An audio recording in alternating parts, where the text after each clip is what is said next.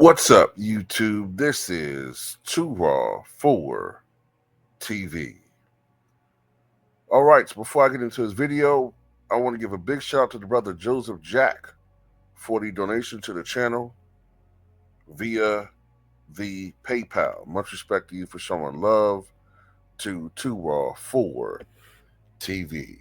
So this is a very interesting scenario, and I don't think I've ever done a video with this one, or even talked about this one. In general, like I don't think I've ever even just pondered this one. So the scenario is, what if instead of Shaquille O'Neal, Kobe Bryant's teammate early on was Kevin Garnett. Now, of course, we know their careers pretty much overlapped one another. Kobe played 20 years in the NBA from 1996 to 2016. He's considered by many the greatest Laker of all time. Kevin Garnett played from 1995 to 2016, and he is one of the most versatile forwards and one of the most skilled forwards the game has ever seen. He's a prototype to the so-called stretch big that dominates the NBA today. And so I guess the question would be, would they dominate in the similar manner or same manner as Shaq and Kobe did? And this does indeed pique my interest.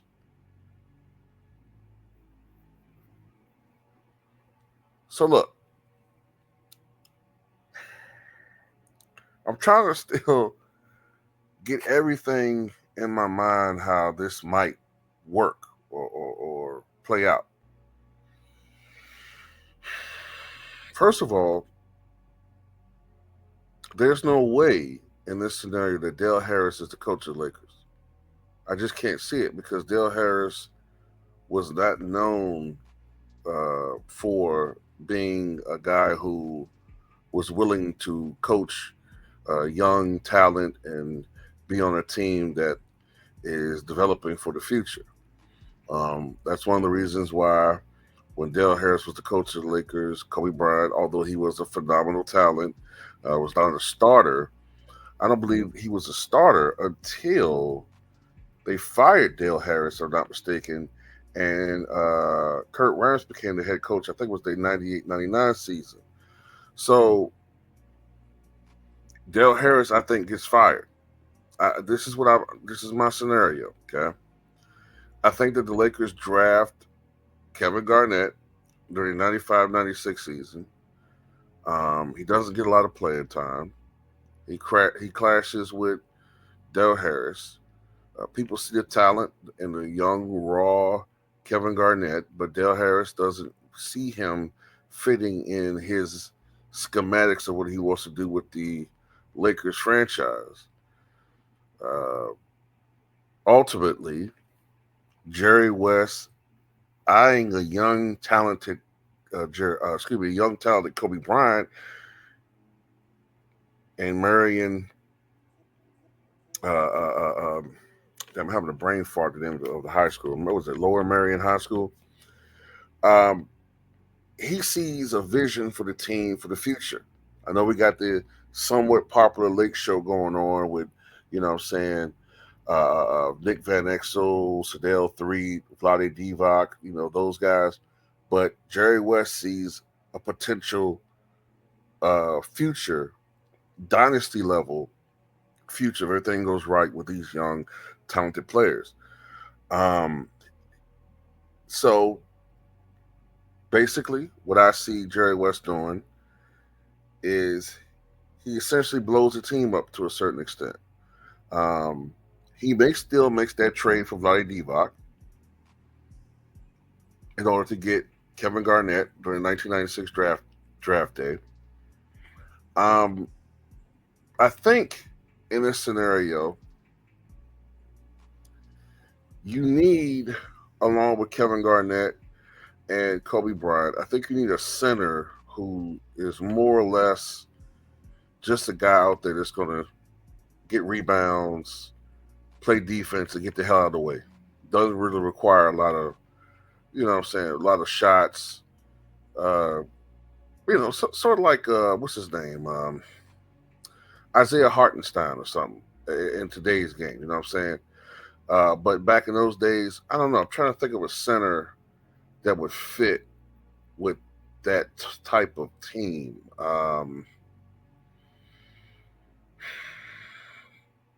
Maybe a veteran because you don't want to have too many young guys on this team. You know what I'm saying? Yes, you're preparing for the future, but you need some relatively older players, some guys that already got a couple of years under their belt.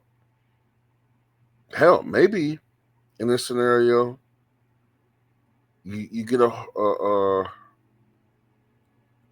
maybe you get a Horace Grant. Maybe. Um, Although I think a better fit would be maybe Scott Williams.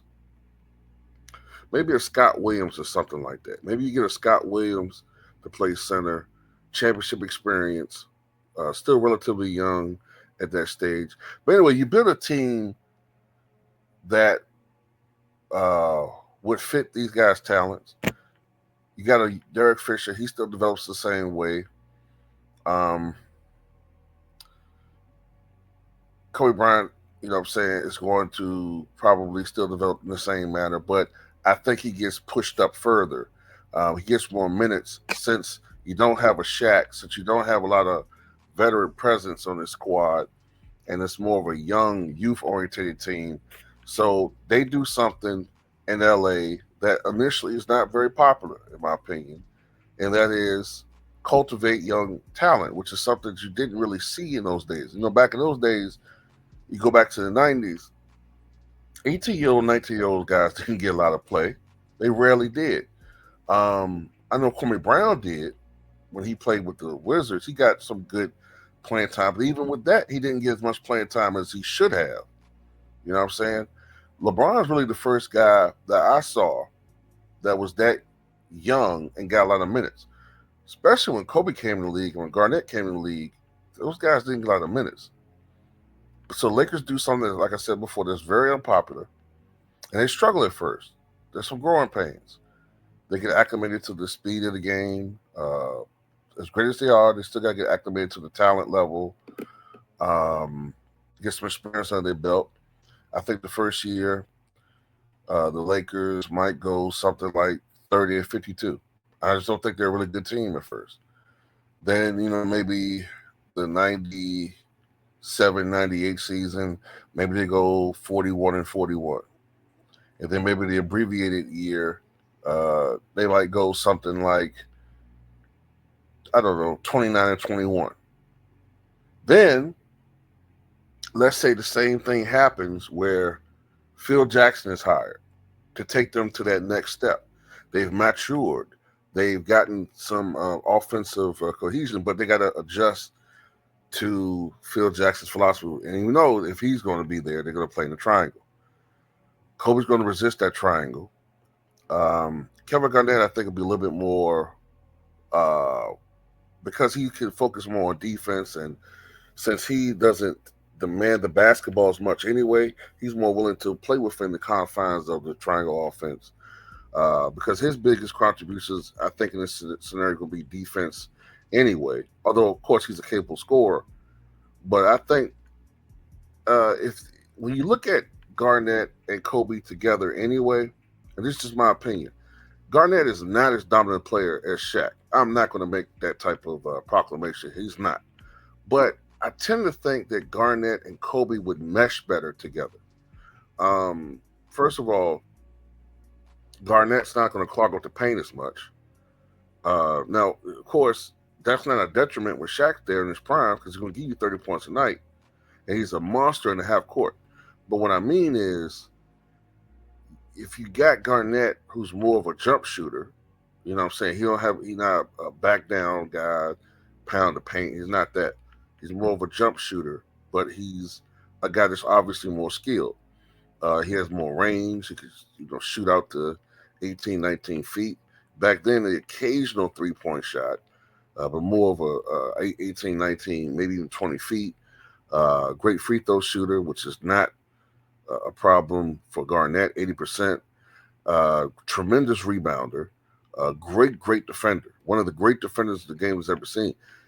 So he's going to mesh with Kobe, I think, as far as work ethic, his intensity, ferocity, uh, temperament. They're going to mesh in that way. And also, by Garnett not being in the paint a lot, I think that opens up the lanes a little bit more for a young Kobe Bryant to drive to the basketball. So, I don't want to put a number on these things, but if they build a team that I think is sufficient to win a championship, um, I think obviously Kobe would probably still average more points. I think honestly, I think you could make an argument his efficiency may go up a little bit, just a tick, maybe around 46%. Garnett, I think, will thrive. I don't think he's going to score at the range that he did with the Timberwolves because he's not just putting up a lot of stats on bad teams. Um, Now, I don't think that the Lakers would be as unstoppable. That's not what I'm saying. I don't think they would be as unstoppable because Shaq is Shaq. You know what I'm saying? Shaq is one of the most dominant, in my opinion, the second most dominant player in NBA history behind Will Chamberlain. But I do believe that Garnett and Kobe would mesh better together. They'd be a better duo, is what I'm trying to say here. Remember, Kobe Bryant won back-to-back titles with Pau Gasol later in his career. So I could see that duo with the right team around them winning a couple of championships. Now, would it be a three-peat? I don't know. I can't say that. I don't know. There's different variables in this scenario. For instance, if Shaq's not playing in Lakers land, where is he playing? Does he stay in Orlando? Does he go to another team? Does he play with the Bulls? Does he go to another Western Conference team? I don't know. So it's hard for me to say how many titles they would win. But I could see potentially a scenario where they would be um, a great team. Also, with a Garnett and a Kobe Bryant in practice, my goodness, man, can you imagine the competitors that these practice? Can you imagine uh, the identity of this team? They're gonna be. I can't help but think the Lakers gonna be a great defensive team with those two guys anchoring the defense. Kobe Bryant on the perimeter and Garnett in the post, and as a help defender, paroling, I'm saying, the free throw line, being a tremendous help defender as well, and a great, so like I said, a great anchor defender. That team could be tremendous if they put the right pieces together. You know what I'm saying? Uh, I think that team would probably need, because Garnett's not going to give you 30 a night. Kobe's going to take up more of an offensive load earlier on. Uh, so I think Kobe's going to be like the guy offensively. Garnett's not going to have a problem, in my opinion, being the Robin to Kobe's Batman. But I think they would need somebody else, like a third guy, maybe maybe a shooter. And I would argue that with this team, with Garnett on the floor, Glenn Rice might be more effective. I could see Kobe driving, you know what I'm saying, driving and dishing out to a Glenn Rice. You know what I'm saying? I think that he would be a little bit more, possibly more effective on a team with Garnett and Kobe rather than Shaq and Kobe. Especially if he's a little bit older. If this is like 2001, 2002 rather than 99, 2000. But anyway, whatever the case may be, there's a potential, I think, for something there. Now, does it mean that that's going to happen? No.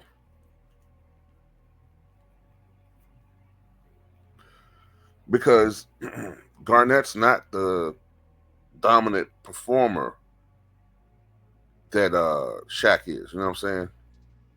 And also, there's still, since Kobe is young and Garnett are young, um, there's still probably that risk of Kobe still thinking that he could kind of do everything himself. So that's why I think it will be a delay as far as that team being like a dominant team as far as winning championships or getting to the Western Conference Finals earlier on, um, because you're trading away a lot of experience. But I would say with that team, they would probably get along with each other better, and maybe that duo could last longer. Now, as far as whether Garnett will retire as a Laker, I don't know about all that. Uh, I mean, it'd be kind of hard to have two max guys on the same team in this era, even back then for their entire careers. But I could definitely see a window, let's say 2001 to 2000 and maybe six or so, where they could win one or two, maybe possibly three championships, but I would say two, and a couple of NBA Finals appearances. I mean, that's how I see that. Um, yeah, that's just me. You know what I'm saying? Because look, man, when you look at Garnett in Minnesota, they really had just 1 year, in my opinion, where they put together a team that was possibly considered even remotely championship level. Other than that, a lot of those years, man, they was bullshitting with Garnett's career, in my opinion. Maybe some people disagree with that. It's kind of bullshitting with his career in Minnesota. He wasted a lot of good years in Minnesota being. I mean, the brother was putting up numbers, man, like 22 points, 14 rebounds, 5 assists, 2 blocks, 2 steals. I mean, just phenomenal. And can you also imagine that Laker team in fast break situations?